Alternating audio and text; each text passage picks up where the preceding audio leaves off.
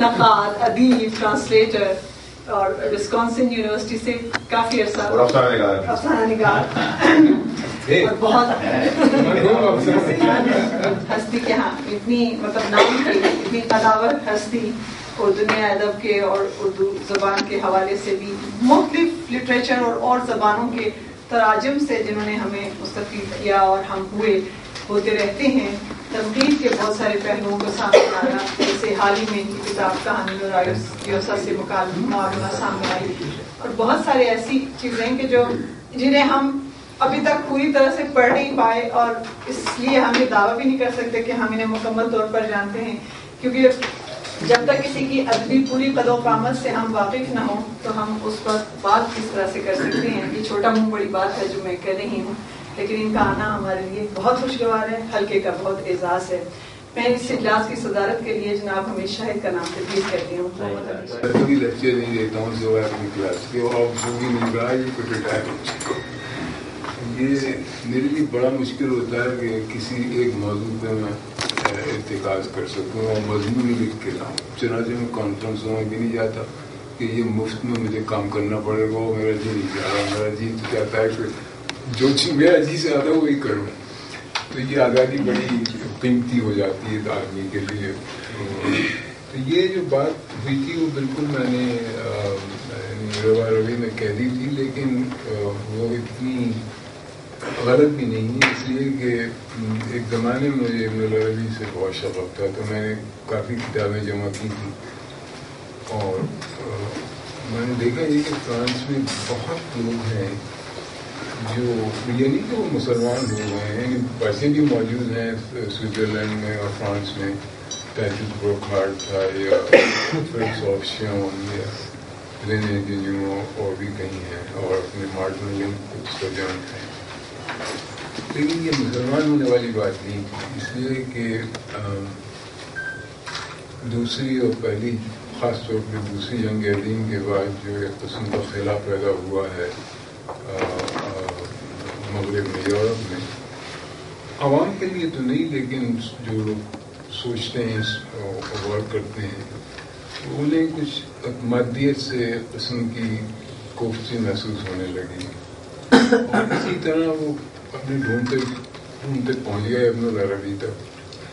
تو وہ اصل میں ابن العربی کو اس طرح نہیں دیکھ رہے ہیں کہ وہ کوئی مسلمان تاریخ کا احیاء کرنا ان کا مقصد ہے، بلکہ وہ یہ دیکھ رہے ہیں کہ وہ کتنا ریلیونٹ ہے ہمارے دور کے لیے. اس کی جو اسپریچویلٹی ہے یا روحانیت ہے وہ کس حد تک ہمارے دور کے لیے کارآمد ہوگی. تو ان لوگوں نے بہت ساری کتابیں لکھی ہیں. ایک صاحب نے تو اس کی ابن العربی کی سوانح بھی لکھی اچھی خاصی، اور ان کے بچپن کے واقعات جو آئے ہیں مصر، شام، سوریہ جسے کہا جاتا ہے، پوری امداد ہے اس کے اندر.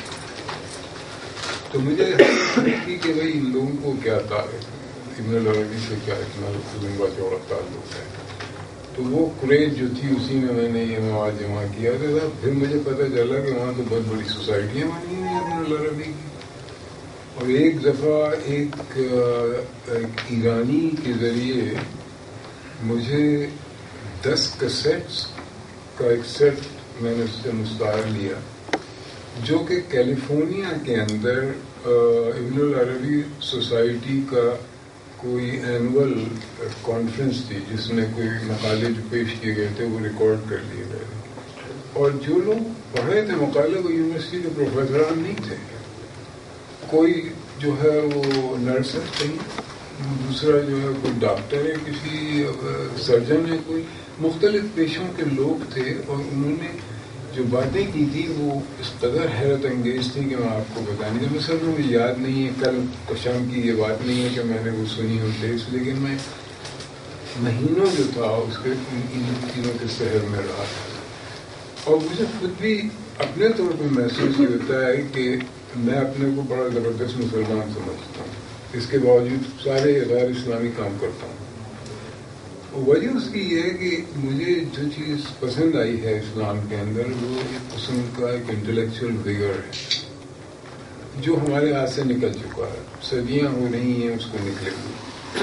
اور میں یہی کہتا رہتا ہوں لوگوں سے، کلاسوں میں بھی یہی کہتا تھا کہ بھائی یہ جو آپ کہتے ہیں کہ مسلمانوں کو رینیسانس کی ضرورت ہے، یہ نہایت ہی احمقانہ بات ہے، اس لیے کہ رینیسانس کے جو عوامل ہیں ان کو آپ دیکھیے تو وہ عوامل کبھی بھی مسلمانوں کی تاریخ میں نہیں تھے، تو کیسے آ جائے گی رینیسانس؟ وہ بند کب ہوئی ہے رینیسانس؟ یہ ہے کہ آپ نے اب اپنے اوپر تالے لگا لیے، وہ بات دوسری ہے۔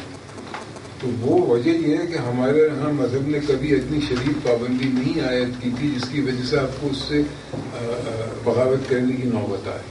ان کے لیے تو یہ ہو گئی تھی مصیبت کلیسا اور کیتھولسزم کی کہ جب تک اس سے جان نہیں چھڑائی جائے گی کچھ نہیں کر سکیں گے، تو یا تو یہ ہے یا وہ ہے۔ ہمارے یہاں آپ دیکھیے، آپ وہ ابو الحسن الاشعری کی کتاب پڑھیے، مقالات